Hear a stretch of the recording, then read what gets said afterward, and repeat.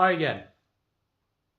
Stuart Webb, author, founder, CEO and breakthrough coach here at The Complete Approach with another one of my one-take video blogs, Any Mistakes, Stay In. In my last post, I talked to you a little bit about how to bring big company mindset into your business and your team. So that will help you to overcome the mental obstacles that will keep you from being successful with those sort of companies. And now that I've got that out of the way, I want to talk to you about how you go about knowing who that big fish is. And it's important to know the potential client you're looking for before you put a plan together. I'm also going to do a little bit about some of the red tape you may encounter along the way. The most important thing to know about your potential big company client is their purchasing habits and procedures. These are four main things that you'll need to work on in order to be successful. Responsibilities. You need to know who has influence over purchasing, who actually does the buying and who can kill the deal. Then you need to get on their list, the preferred suppliers list. It's really important to get on the list and to know what it means to be on the list.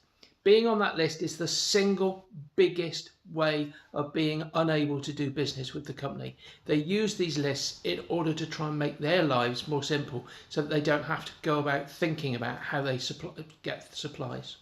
Lingo. You need to understand the names, the way they talk. You need to understand the buzzwords.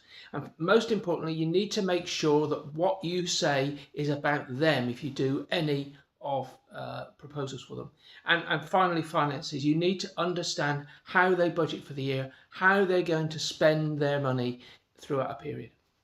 Bureaucracy might as well be a four-letter word for the emotion that stirs in all of us. Red tape is a necessary evil, but they're in spades around big companies. And there are two things you need to know about red tape in big companies.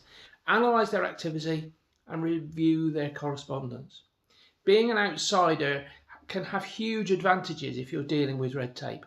Imagine if you're inside the company dealing with those things. If you can bring insight, if you can talk to them in a user-friendly way, then that's about the biggest advantage that as a small company you can bring to somebody who's working with a large organization who just wants to get things done. And remember, when you're talking to them, you have to make any of your proposals that you're giving something about them.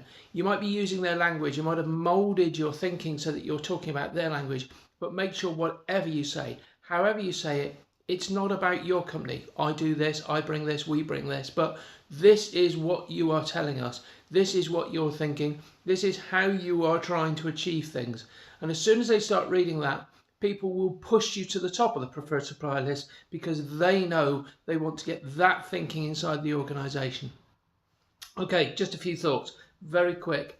Something that we do quite a lot here at the Complete Approach is working with big companies, trying to help you to be more successful with those sort of organizations.